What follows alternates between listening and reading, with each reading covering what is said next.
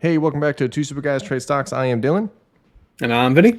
And we're actually doing a crypto video today because if there is one more bank that fails, and it's a specific one, we have the end of crypto as we know it. It is all dead, and it's kind of a wild situation that we're in. So we're going to take a look. I know that sounds pretty crazy. Little fun toy.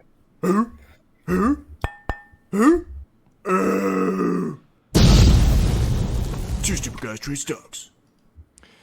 So real quick, I'm not into crypto. Vinny's not. I'm not, shitting on people in my past 15 seconds. Yeah, I'm not shitting on people with crypto. It's just the problem that's been happening and why everything's been tanking is these two banks, SVB and Silvergate, have put a strain on the available reserves for certain stable coins, okay, which is a huge problem. Can you talk about stable coins?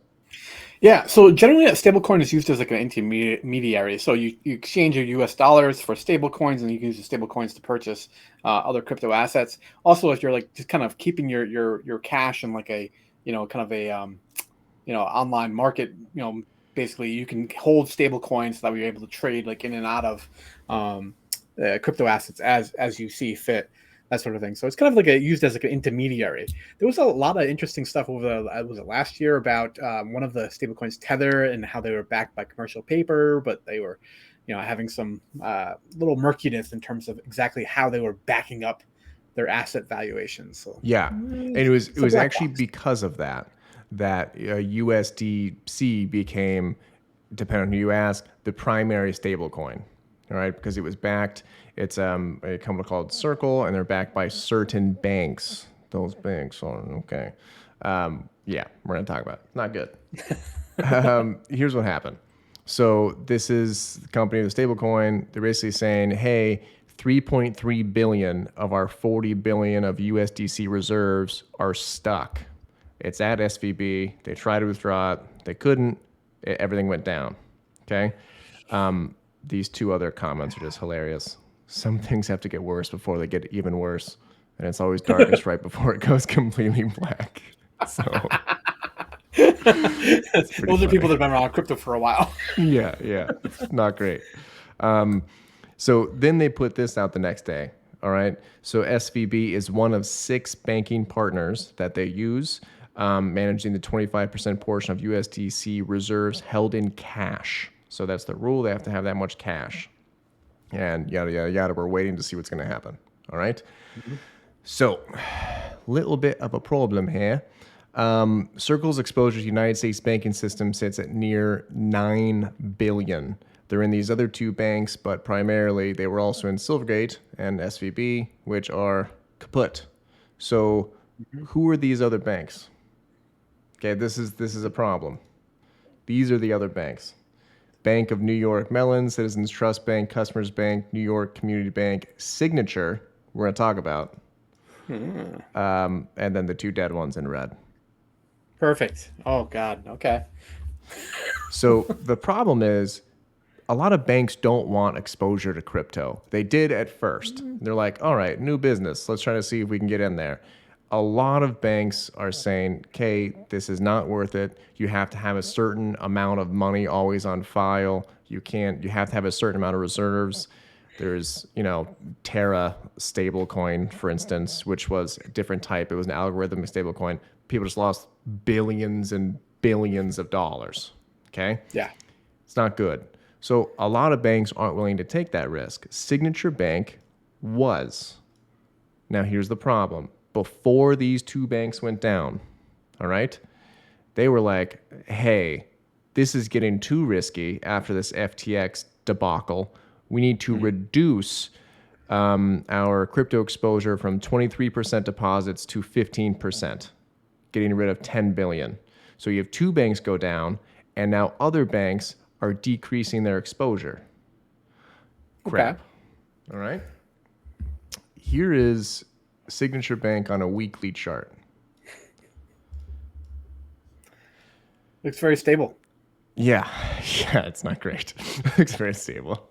They butted up against this support. Now they were at 112 and they went down to 70 in a day.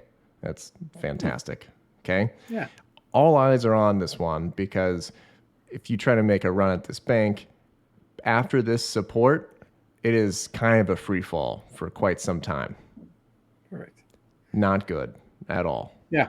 From a chart technical standpoint. From a chart technical standpoint, right. Let me load this.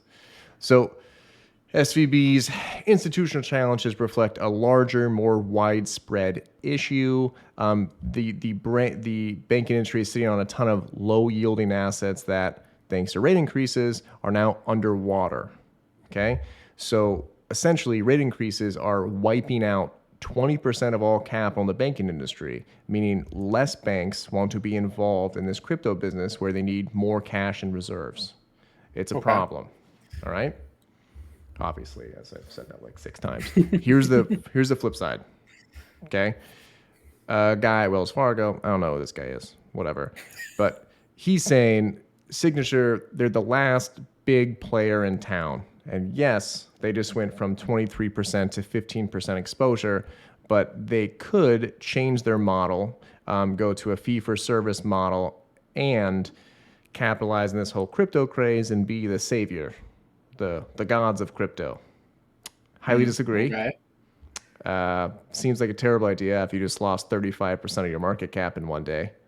But Yeah, and it could be more regulatory and capital friendly.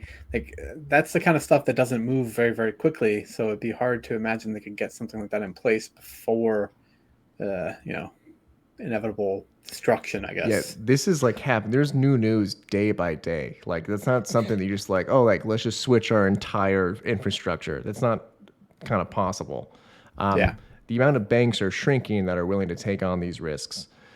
Bitcoin during all this, lost about 10% ish, 23,000 down to 20. They had a little bit of a decent rebuttal upwards. I don't know where they're going to go from here. There's one more thing I want to talk about on why I think it's funny that people say crypto is safe after all this crap. Like, I don't know how you can still say that. Like, it's nightmare after nightmare. Yeah. It's Like, utter chaos. Just throwing around ridiculous numbers and transactions that make no logical sense. It is like a absolute free for all. yeah, I mean, your stable coin that's never supposed to go below 1 is now at 92. So now if you ever switch cryptos or you try to take it out in cash, you automatically lose 8% in arbitrage. You're just gone. You just lose 8% of your assets. Yeah. Perfect. This person did not want to lose that it was 6% at the time. Okay? This is rough. I'm not making fun of this person. This sucks. Here's the history of his transactions. But basically, he paid $2 million for 5 cents. How did that happen? And that can only happen in crypto. I know. That's the thing. It can only happen in crypto. So basically, he had stored assets in the liquidity pool. It's kind of a way to get passive income. The USDT had a 6% slippage. He was like, nah, I don't want to do that. So the unfortunate soul used the Kyber swap aggregation router to dump a large clip, I don't know what any of that stuff means, into USDT. All right. So he tried to do a backdoor way of getting in. Here's what happened. Due to the race against time, he forgot to set his slippage amount, which allows investors to set an exact price, like a limit price versus a market price, kind of. Yeah. He set a market order and he was too big and moved the entire market. Yeah. He explained the nuances that eventually led to maximal extractable value bot netting $2 million in profit after paying $45 in fees and $39,000 in maximal extractable value bribes. So here's a person explaining this. The fault is twofold. The user clearly did not understand how to properly set slippage. That is his fault. The router mysteriously routed 2 million trade through a dead Uniswap pool with $2 liquidity. That does not seem like his fault. They routed literally to a place with $2 of liquidity in a $2 million trade. Wow. That seems like a fantastic deal for whoever was running that liquidity pool on the other end of this transaction. Oh, they're stoked. Yeah, no, they're having a good time. Jesus. Like that's absolute insanity. Like that Okay, I get the slippage thing, but like, how on earth can people have confidence in a system where you can I send a don't $2 know. million order to a pool that has $2 in it? I don't know how people have confidence in this after the Terra thing from Yeah. like a year ago, where it's just all the money just went poof, just went to Luna's like, man, it's gone. It's like that South Park episode when he goes to invest in a bank the first time. He's like, we're gonna move it to a money market account. Poof, yeah, it's gone. Lost it all. Just I don't get it. I don't know. We live in a South Park episode, okay? Yeah. But essentially, banks are saying we're not willing to take the risk. Signature Bank is the one everyone's looking at. They've fallen a little bit more than most of the other banks because of all this news that's coming out. And they're also trying to limit exposure when the crypto community is like, no, no, no, please increase the exposure. Problem. And we have the Federal Reserve like emergency meeting, to discuss. I'm sure they will be particularly addressing Signature Bank and whether or not they need any sort of kind of buyout agreement or what sort of liquidity position they're currently in. Yeah. It's going to be iffy. Just don't do crypto. Then you're fine. Yeah, Yeah. stay away. All right, guys. See Have you a good next. one.